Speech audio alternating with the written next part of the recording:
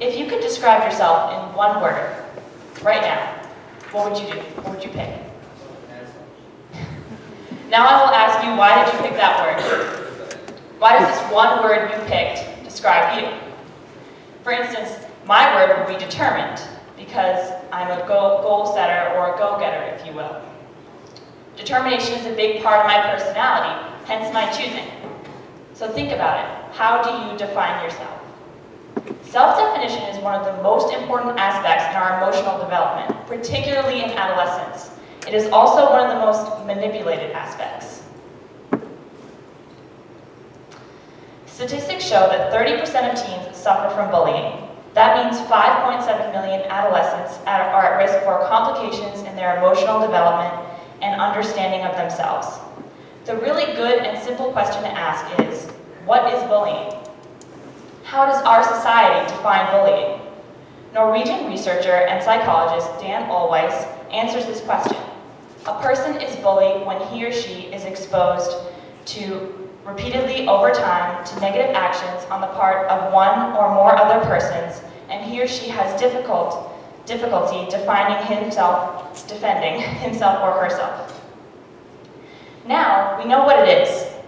The next step is understanding its formations. How many forms of bullying are there? There are more than one. I mean, how many?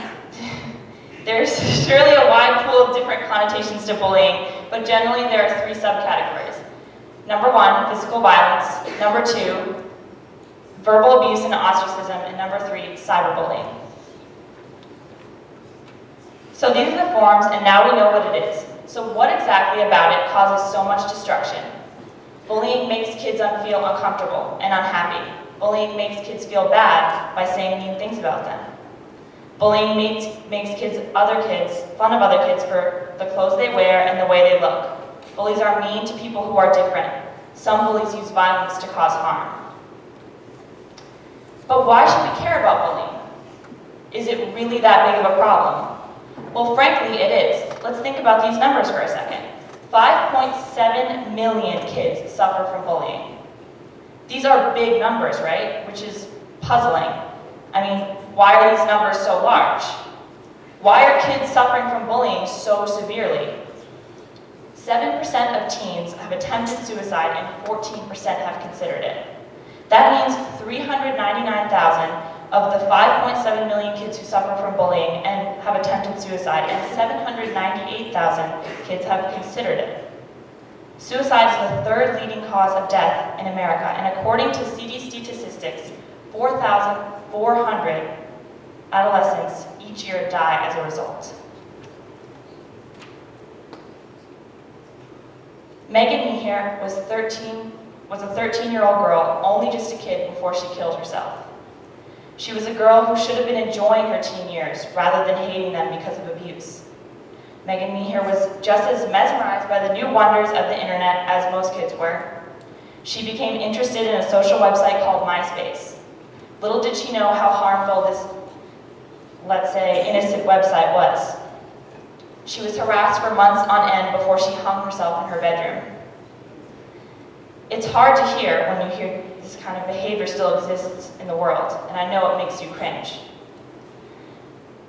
But you felt the same way in history class when we learned about genocide, when we marveled at the horror, and we thought, there is no reason and no excuse for this kind of abuse.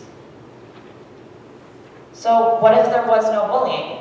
What if this poisonous hatred were to disappear? Would anything change? When the Second World War ended and that hatred disappeared, did the Jews' life change? There is a power to turn extraordinarily horrible situations into extraordinarily peaceful situations. In fact, that power is right inside of you. And I'm not just saying that to be cliche. I'm saying it because there is a choice you can make to save a life, to change a life, and to live the best and most honest life. Lily Velasquez made an inspiring choice that gave her the best life she could live. When Lizzie was in high school, she came across a YouTube video. Strange thing, right? I know what you're all thinking. Why wasn't she doing her homework? She came across a video with her picture. It only lasted 8 seconds. The title read, "The Ugliest Woman." And that wasn't even the worst of it. There were 4 million views and thousands of comments. Some of the worst comments were the ones telling her to do the world a favor and kill herself. Apparently her appearance was too scarring. "I would go blind if I saw her on the street," they said. Lizzie was certainly used to being teased about her appearance because she was diagnosed with 2 rare conditions, Marfan and lipodystrophy, meaning she cannot gain weight no matter how much she eats. I know that actually sounds kind of awesome, right? However, she is 26 years old and weighs 60 pounds. She lives with such a serious condition and is still ridiculed for it every day. But she does not let the bullies win. She learned how to be confident in her own skin. She is not a disabled child, and she may have a condition that others may not have, but that does not define her. Lizzie motivated herself to allow her actions and her success to define her.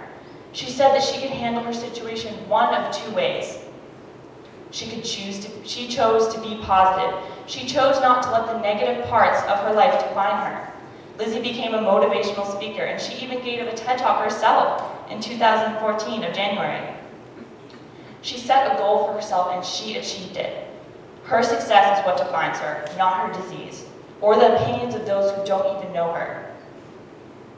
If someone who struggles with constant bullying can learn how to use her voice, then why can't we? If victims in the Holocaust could risk their lives to use their voices against murder and injustice, then why can't we? I ask of you today to realize your impact. I ask of you to realize the power you have to make a difference. I ask of you to realize your voice and speak up against something as wrong as bullying innocent individuals.